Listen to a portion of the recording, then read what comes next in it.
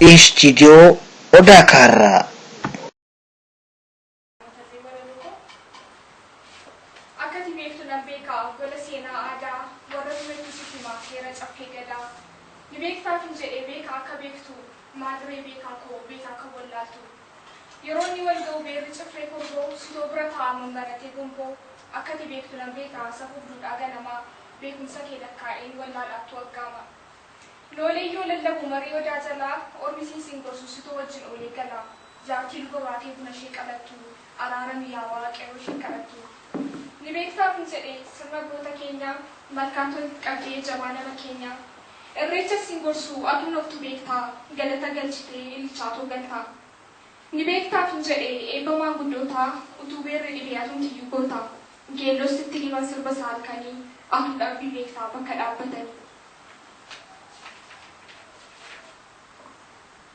Ni beektaafin jedhee beekaa akka beektu garuu maaliif laata beekaa akka wallaaltu. Daa'ima qimmiidee dargaggoo si gorsaa ofii maaliif dabda maal taaneetu waansaa. Beeka jirtaa jirta iddoo beektotaa achiisoo sin dhabne iddoo wallaalotaa. Takka jaarsa taatee walitti araarsitee maaf ishee kana taatee maatii bittinsitee. Dubbii nan barbaadin ani hin beektu hin jenne beektaafin jedhee malee amaaf hin jenne. Yaa abbaa beekaa koo jaarsa umurii dheeraa garuu takka situ miti beera.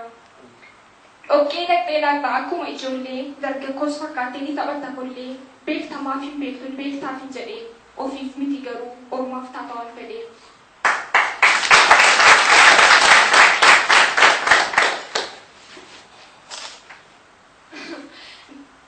Ni beektaafin jedhe sin gorsu namanaa gamas maaliif yaada dhaabbattee gamanaa.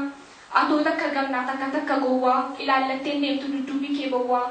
Isa kaaniif soqee xurree erga baastee siin maaf dogoggorsiti gurra kee tasaastee.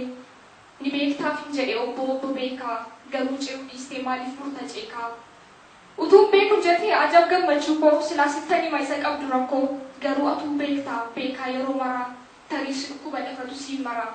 Malee mucucarra deemtee atoo ijoo bira dhadhabdu barristee.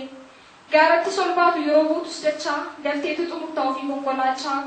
Ni beektaafin jedhee ogguun beekumsa kee siin bakkaasii haqee ormatti agarsiiste. Yoo wallaaltee beektaa yaamanii beekumsaa guddinayyummaa kee gurrarraa nuursa.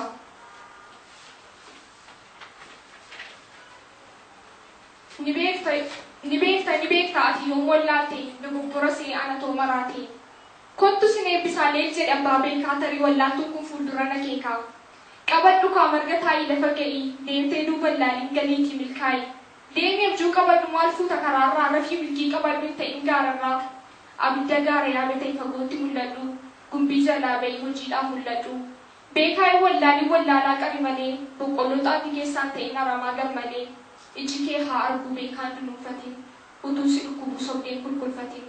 Dhalchitee guddistee ormii hin argatin hirribaan kaastee ofii keef hin mugin. Yaa abbaa beekaa kiyyaa abbaa beekumsa koo isa ormaaf laattu taa'ii hadhan tokko. Ni beektaafin jedhee sana maan jedhamu egaa eebbi kiyyas kanaanaa goolabamu.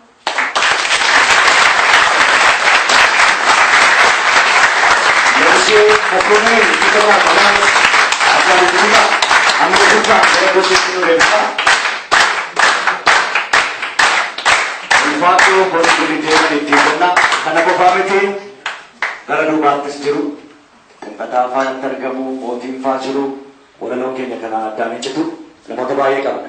Mee amma sirna deebi'aatti walawwan keenyaaf waanuu jedha. Akka dhugaatu darbe namoota lamatu wajjin boolla qotaa'edha. Boolla mana fincaanii. Inni tokko nama